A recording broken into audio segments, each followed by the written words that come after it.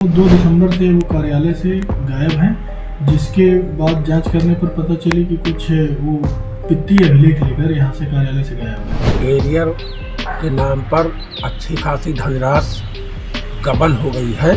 आरोपित हैं और इन्हीं को कमेटी में शामिल करके जांच निष्पक्ष नहीं हो सकती थी। तो अकाउंट ऑफिसर साहब बराबर के भागीदार हैं। हम अकेले नहीं कह सकते कि बाबू ही दोषी है, इसमें काफ़ी लोग भागीदार हैं। लाभार्थी जिसके खाते में पैसा गया वो भी पूरा का पूरा एक मकड़ जाल है, पूरे बंदरबांट कर ली गई है सरकारी खजाने की। दरअसल हमारे वित्त एवं लेखा कार्यालय में एरियर के नाम पर अच्छी खासी धनराशि गबन हो गई है। तो उसी के संबंध में हम लोग माननीय जिलाधिकारी महोदय के पास गए थे कि इसकी जांच कराई जाए, लेकिन वहाँ जांच इसकी ऑलरेडी हो रही है और जांच में 3 सदस्यीय कमेटी है। उसके माननीय एडीएम न्यायिक साहब अध्यक्ष हैं और डीआईओएस साहब हैं और सीनियर ट्रेजरी ऑफिसर साहब हैं। लेकिन चूँकि यह गबन एक घोटाला ये वर्तमान ट्रेजरी ऑफिसर साहब के ही समय में हुआ था, क्योंकि वो उस समय इंचार्ज अकाउंट ऑफिसर भी थे बेसिक एजुकेशन के। तो हमारी मांग यही थी कि क्योंकि ये आरोपित हैं और इन्हीं को कमेटी में शामिल करके जांच निष्पक्ष नहीं हो सकती थी है, तो इनको हटाया जाए। तो डीएम महोदया ने कहा कि क्योंकि ये नाम ऊपर से आए हैं महानिदेशक स्तर से, इसलिए इनको रखना मजबूरी है, लेकिन जांच निष्पक्ष होगी। अभी प्रारंभिक चरण में है, निश्चित तौर से कार्रवाई होगी इन लोगों के खिलाफ जो भी है इसमें। इसकी जानकारी सबसे पहले हम लोगों को मीडिया के माध्यम से ही हुई है। वास्तव में जो काम हम लोगों को पता होना चाहिए था वो न हो करके इतने गुपचुप ढंग से हुआ। सबसे पहले एफआईआर लाज हुई यहाँ के कनिष्ठ लेखा लिपिक मनोज कुमार मालवीय जी के ऊपर। तो हम लोग चौंके कि आखिर मामला क्या है। उसके बाद फिर पता चला तो हम लोगों ने इसकी जांच कराने के लिए महानिदेशक स्कूल शिक्षा महोदय को लेटर लिखा और अपर सचिव महोदय को लिखा, लेकिन बाद में पता चला कि महानिदेशक स्कूल शिक्षा के ही आदेश से ये जांच हो रही है।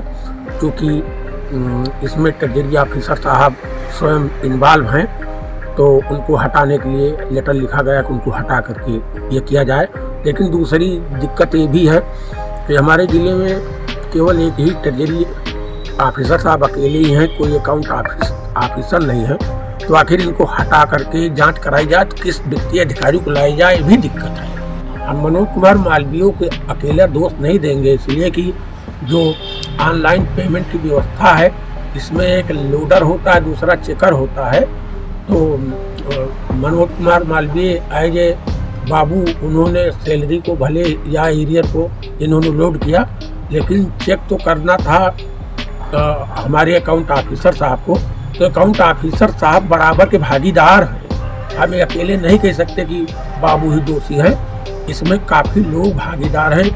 आप वर्तमान ट्रेजरी ऑफिसर साहब भी हैं, मनोज कुमार मालवीय भी हैं और जो भी साथ काम कर रहे थे वो भी हैं। लाभार्थी जिसके खाते में पैसा गया वो भी पूरा का पूरा एक मकड़ जाल है, पूरे बंदरबांट कर ली गई है सरकारी खजाने की। बिल्कुल पूरी तरह भ्रष्टाचार है। चूँकि अभी जांच प्रारंभिक चरण में है, इसके बारे में कुछ नहीं कहा जा सकता, लेकिन नाम आएगा अच्छे लोगों का। ये भी पता चल रहा है कि जो लेखा में काम कर रहे हैं उन्हीं का नाम है। और सबसे बड़ा आश्चर्य की बात है, वर्तमान लेखाधिकारी साहब उन्हीं से काम भी ले रहे हैं। आरोपियों पर अभी भी विश्वास को हटा देना चाहिए। इसकी निष्पक्ष जांच नहीं होगी तो हम उच्च अधिकारियों के पास जाएंगे और जो हमारा जिला प्रशासन है उससे फिर निवेदन करेंगे। इसकी जांच तो होगी ही, अगर कहीं नहीं होगा तो दूर तक जाएंगे।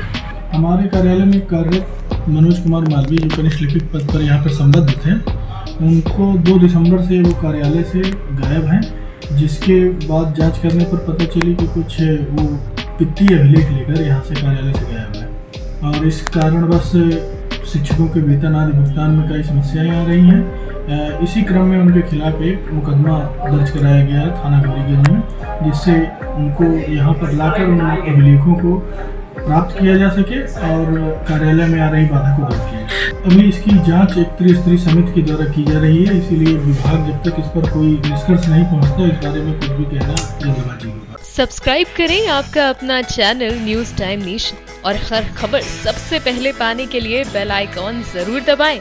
और हाँ, खबरें पसंद आ जाएं तो लाइक और शेयर करना ना भूलें।